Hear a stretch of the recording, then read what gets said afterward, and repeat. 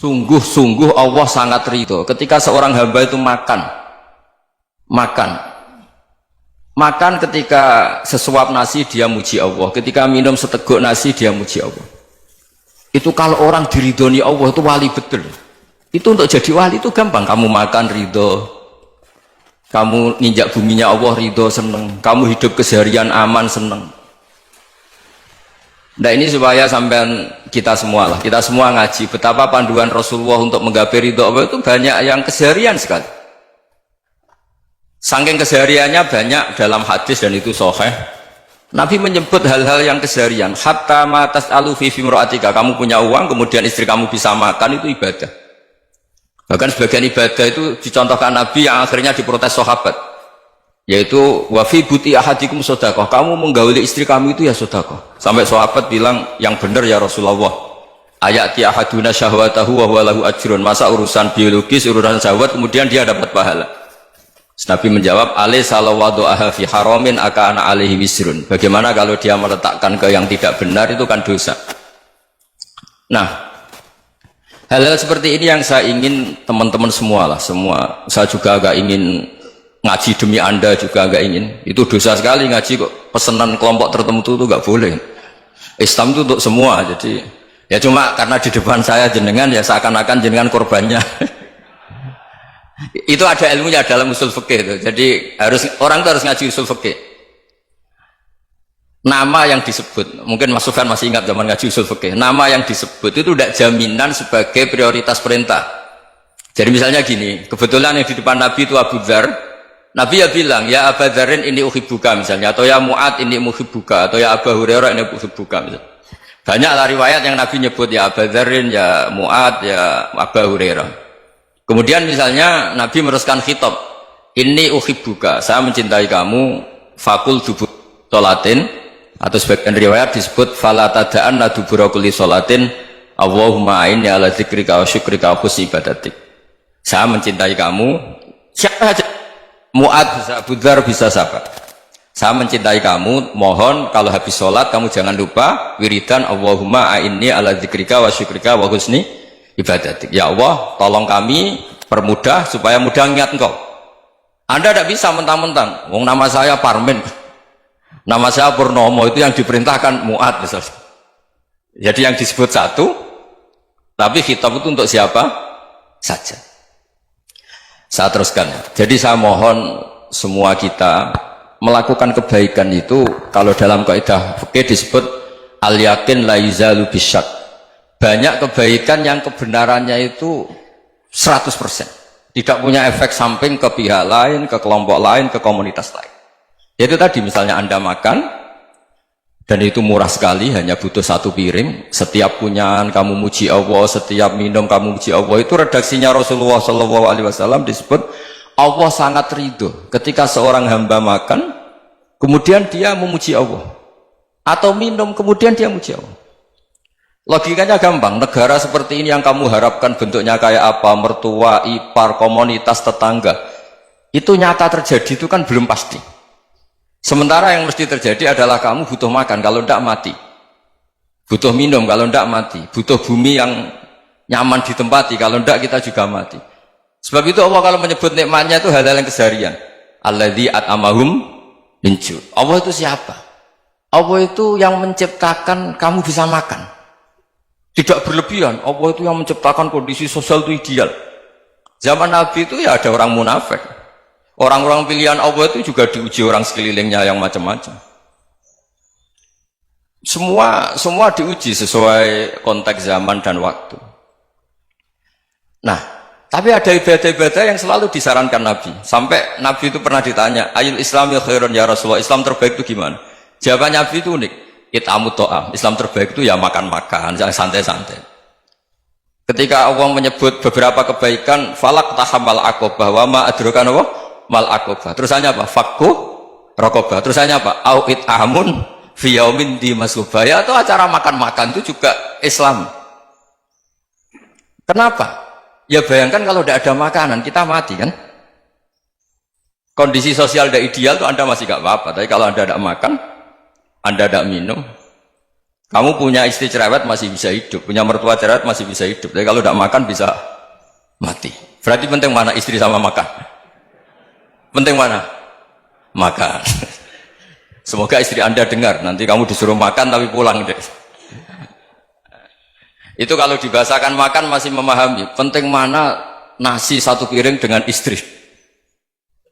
Nggak ada nasi mati, nggak ada istri belum mati. Penting mana? Gak berani jawab kan? Nah, ternyata Anda ada garang kan di depan istri. Jadi saya mohonlah, mungkin Mas Sufyan Sauri tadi yang bisa bantulah teman-teman tuh ngaji yang keseharian saja. Karena kita nyari ridha Allah itu berdasar firman Allah, dan firman Allah itu menyebut keseharian tuh riang gampang. Yaitu tadi misalnya wa min ayatihi manamukum bil laili wan nahar. Termasuk ayat-ayat Allah itu kamu tidur. Maka dulu itu ada guyonan, ada tokoh Mu'tazilah, kelompok dalam Islam yang berpikir manusia itu bisa menentukan ikhtiarnya sendiri. Karena saya bisa duduk, ingin berdiri, berdiri. Karena kelompok ini nggak terima kalau semua kehendak Allah, nanti bagaimana kalau semua kehendak Allah kok ada hisab ya, ada sanksi. Lucunya itu dia akhirnya, ini cerita ya, mencintai seorang perempuan cantik sekali. Dan itu dia menjadi ahli sunnah itu oleh hal-hal yang sepele. Karena istrinya cantik, ya namanya suami istri hubungan intim. Terus ditanya, Mas, masih ingin lagi? Masih. Silahkan diulang lagi. Wah ya tidak bisa. Katanya manusia bisa menentukan yang diinginkan. Itu tobat itu. Itu nggak bisa ditobatkan Mas Sufyan Ats-Tsauri. Orang cantik yang mudah nobatkan orang itu orang cantik. Segampang itu. Akhirnya kita tahu, makanya kalau dalam kitab Hikam itu disebut al-aqil mayakul madza yaf'alu wa hubi wal ghafil mayakul madza af'al. Orang yang punya akal karena sadar ini wilayah Allah, semua milik Tuhan, itu dia tiap hari berpikir besok Allah akan melakukan apa terhadap dunia ini. Kamu merencanakan suatu mau plesir ternyata gempa, mau wisata ke Rusia ternyata perang. Kamu tidak pernah tahu apa yang akan terjadi besok. Wa ma tadri nafsum madza taksibu ghadan. Tapi anda semua kita ini sering punya jadwal permanen. Makanya saya kalau diundang siapa saja, sana takdir. Yang jelas Gus ini acara penting. Ya masih acara penting nak pangeran ngersakno piye? Kok apa jadi pangeran? Kamu kok mau jadi Tuhan? Itu kadang ya kiai. Penting Gus acara ini jenengan harus memastikan bisa. Loh kamu itu yang ngajarin tauhid, sesuatu itu biadillah kok bilang-bilang apa pasti. Kalau saya terus tak tobatkan kamu kata saya. Ya kalau gitu Gus bilang insya Allah. Wah itu hati saya, fisik saya, roh saya sudah bilang insya Allah. Tidak usah kamu latih kata saya. Nah hal-hal tauhid keseharian itu gampang sebetulnya. Wal ghafil yaqulu madza af'al. Tapi orang yang lupa Allah dia setiap hari bilang besok apa? Kita bisa melakukan apa? Seakan-akan dia itu aktor, dia penting, dia subjek permanen, dia. Padahal kita ini hanya objek kehendak Allah Subhanahu wa taala. Karena kita yakin sesuatu yang terjadi di alam raya ini kita tidak bisa apa-apa. Makanya saya sering ngaji, sering bilang saya, ketika Anda mensifati Allah, dia yang menghidupkan. Sudah itu tanamkan, sehingga ketika kita mati, santai saja. Kenapa santai? Allah punya cara menghidupkan kita. Zaman kita hidup juga gak tahu caranya ngelola jantung, ngelola paru-paru. Kamu juga gak tahu ngelola oksigen yang tidak beracun, tidak mengandung polusi. Tahu-tahu hidup. Gak ingin tua ya tahu-tahu tua, gak ingin mati tahu-tahu mati. Selama ini kita hidup juga gak tahu apa-apa sebetulnya. Hanya gaya tok, punya jadwal, punya planning. Kalau kamu bisa menentukan pilihan Anda, pasti Anda istrinya cantik, 4 neriman semua, kona'ah semua. Nyatanya enggak kan? Ada 1 jelek, cerewet. Wah itu kan, nyatanya enggak bisa apa-apa Anda kan? Dan kamu bawa mati lagi.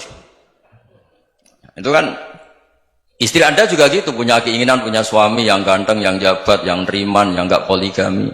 Ya enggak kesampaian juga. Kalau kita ngitung tingkat kegagalan kita itu gagal terus. Ya kan? Nah, terus ingat Allah, madza yaf'alu wa bi.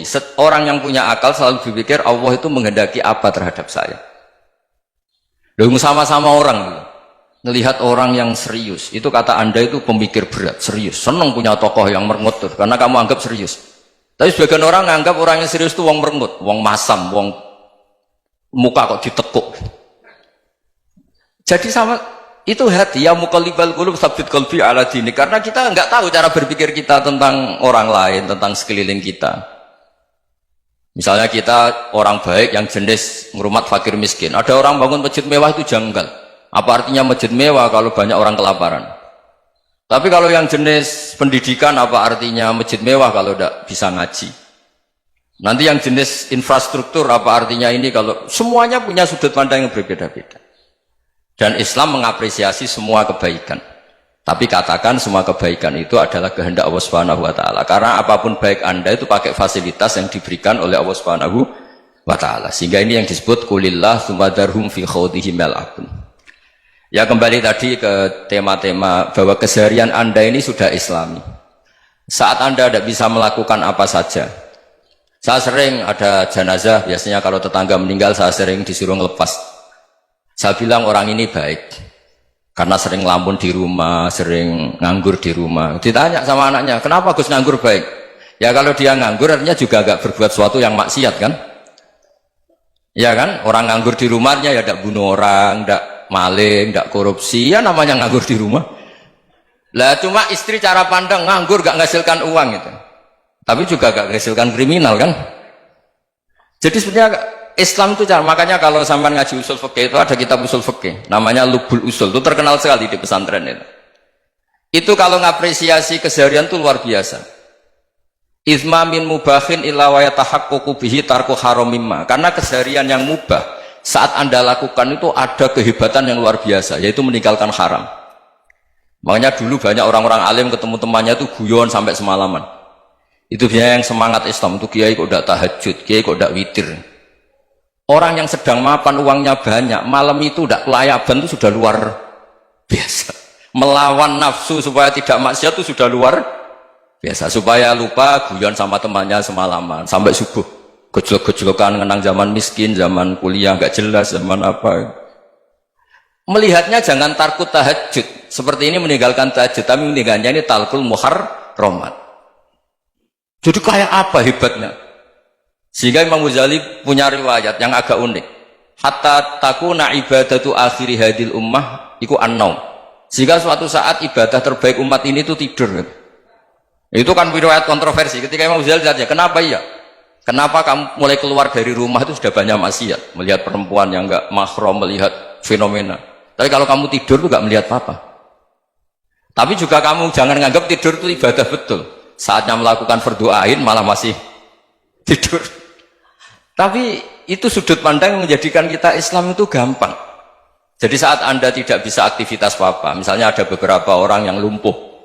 Lumpuh itu memang nggak bisa Jumatan, nggak bisa ibadah, tapi dia juga nggak bisa maksiat.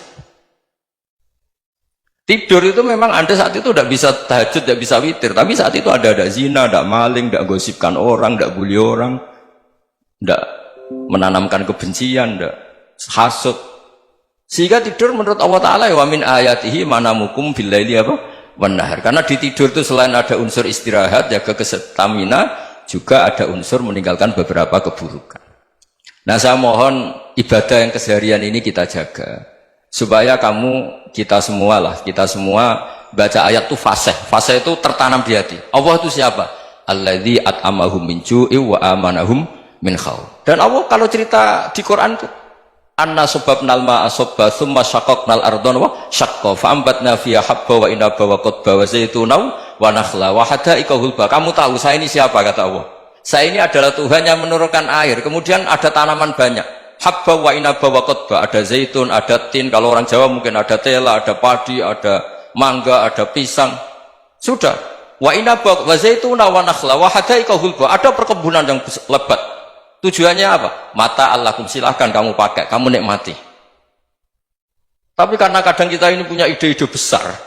Tadi untuk syukur saja nunggu punya istri riman, rumah baik, tetangga baik, komunitas baik, semuanya baik baru syukur. Lama-lama nanti ada di surga, syukurnya nunggu surga paling kelas A. Itu sudah ada yang menghuni Rasulullah, kamu nggak boleh di situ. Masa untuk syukur saja? Repotnya Masya Allah. Jadi mohonlah Quran yang kalau Anda hafalkan juz sama itu kan ada ayat-ayat yang kayak tadi. Ya, fal yang dzuril insanu ila ta'ami. Coba lihat Apa yang kamu makan ya? Dari mana? Dan untuk mempertahankan hidup kamu keseharian. Jadi jangan kira ibadah itu harus membentuk komunitas yang versi Anda. Ibadah itu harus yang hal yang mulu-mulu. Kesehariannya Anda alami. Loh, ini saya tidak bikin-bikin. Saya ngaji bukan karena berdasar pesanan. Itu ayat yang saya baca kan betul ada ayatnya kan. Fal yang dzuril insanu ila tu'ami anna sobabnal ma'ah sobba thumma syaqaqnal ardo syaqqa fa ambasna fiha habba wa inaba wa qadba wa zaituna wa nakhla wa hadaiqa ghulba. Terusannya apa? Mata'al lakum, silakan kamu nikmati. Mata itu silakan kamu nikmati. Ya kayak sampean dikasih hidangan ya makan. Ya sudah makan, habis makan ya minum, habis itu ngantuk ya tidur. Ya sudah normal-normal saja. Kayak apa indahnya Islam. Tapi Anda mencari Islam yang gimana lagi? Nah itu yang diajarkan guru-guru kita, diajarkan sanad kita sampai Wali Songo, sampai Rasulullah SAW. Bahwa pada akhirnya ada jihad, ada perang. Itu dulu memang perang, bukan membunuh. Beda. Dulu kita dijajah Belanda ya perang, dan itu normal karena kita dijajah. Jadi ketika orang lain ingin baik sama kita, wa in ahadum minal musyrikin astajaruka ya fajirhu hatta yasma'a kalam Allah. Kalau mereka ingin baik ya kita baik. Makanya ada istilah musta'man, mu'ahad. Kalau mereka ingin damai, berdampingan dengan kemajmukan ya itu yang lebih baik. Karena memang Islam menghormati proses perdamaian. Wa in janahu lis-salmi ya fajnah lah. Kalau ingin damai ya kita harus